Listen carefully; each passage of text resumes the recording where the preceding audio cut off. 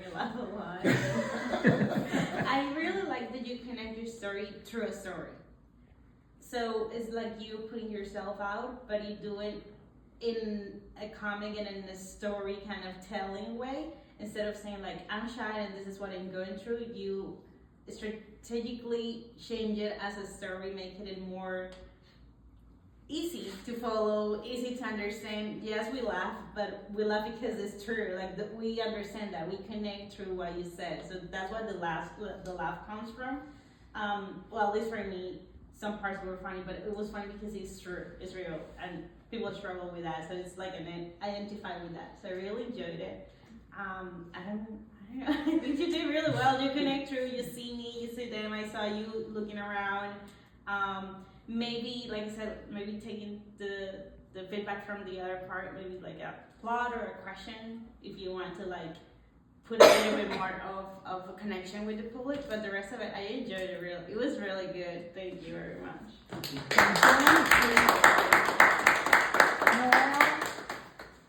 How long did you practice? Oh, this one, it was like 1.5 hours, I guess. Really? Yeah.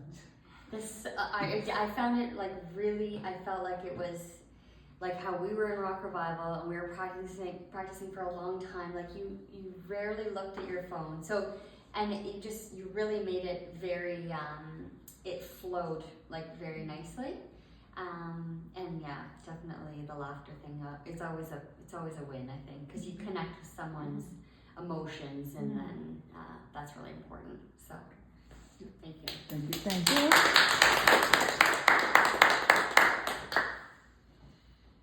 Well, Thank you, Madam General Evaluator. Yes, Sarath, I really enjoyed Sarath's speech today, fellow Toastmasters and guests. It was so humorous. At first, I thought it might be a stand-up comedy routine. It was like joke after joke after joke. So it was very. And I also thought you like commanded your speaking space, and there you're like filling that whole space with volume. So you did a great job in that respect too. I think, yeah, the one obvious growth point that you probably know yourself is to try and avoid the awkward silences, pauses, collecting your thoughts kind of things. I know it's like the scariest thing in the world to get up there without a script or having a whole speech rehearsed or whatever at first, but as you do enough speeches, like speak every week if you have to the point where like you're sick of writing out speeches and rehearsing them. So all you want to do is write down 5 points, like here's what I'm going to talk about, and maybe it'll be exactly as I imagine, or maybe it won't. But who cares? None of us know what your speech is going to be. So yeah, just tips for you to say goodbye to shyness and fear. I know you can do it.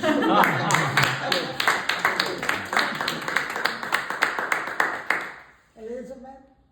Sure. I really like how you presented. You memorize all of them.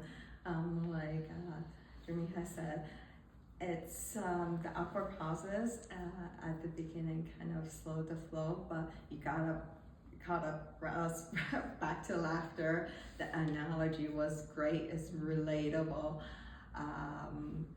Maybe at the end, summarize without the analogy of what you're trying to say. I think that would be very helpful, because sometimes analogy helps connect the audience, but it doesn't summarize like what's your end meaning of it. I think that will be very helpful as well. Oh, thanks.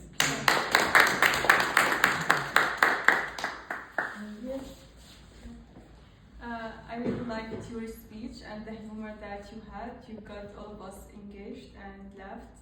And also I liked the confidence that like you had while you were talking.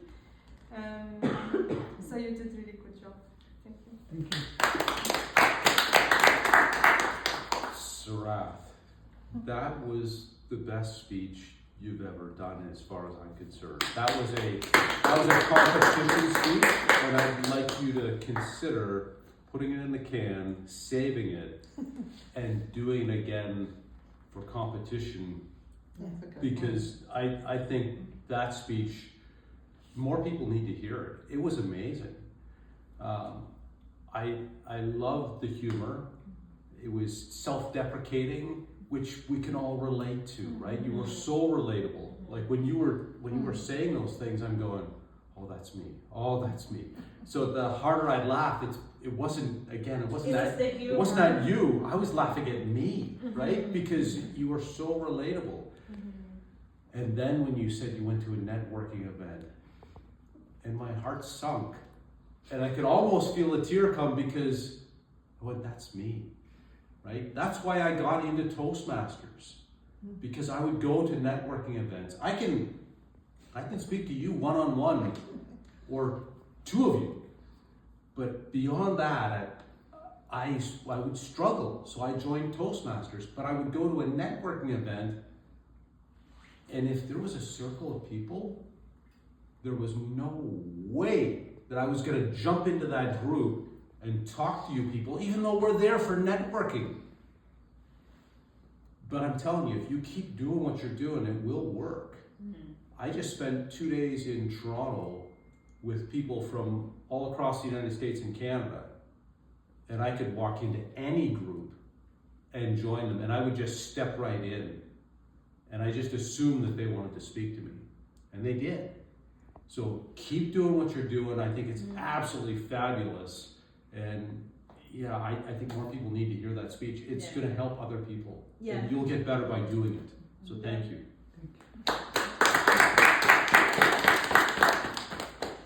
I almost feel like the theme should have been something about humor, because we couldn't stop laughing. It drew us in from the very beginning. And your pacing and timing was just fabulous. In fact, when you paused initially to look at your phone, you said awkward silence. So I thought that was planned until you said something about your phone. Yeah. You know, and I'd say that for me perhaps is one of the first growth points, kind of like what he said. Nobody knows what's in your mind. Yeah. So if you didn't say, oh, this is not working or something like that, we would have thought it's part of the awkward silence. So how do you go with the flow sometimes? Or that is my one growth point. The other thing I wanted to call out is, I don't know if you noticed that you touch your nose as a gesture. Oh, You do this a lot. Oh. And I don't see you do it on Zoom, so maybe it's just when you're speaking in person, but be aware of that. You touch your nose. Okay,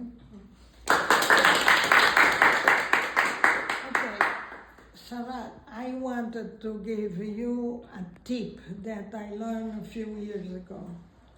When you write your speech, write it down in one page with big letters, 3 or 4 points that you wanted to emphasize.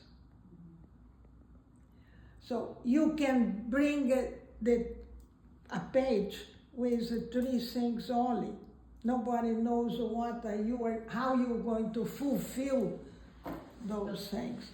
But they are triggered for you to keep going on your own speech. And they say in real estate that we emphasize 3 things because it's easier to remember, right? So the fact that you did a beautiful speech, I enjoy it very much, but the part when you stop to look at your cell phone, this is not for competition. And I wonder you competing.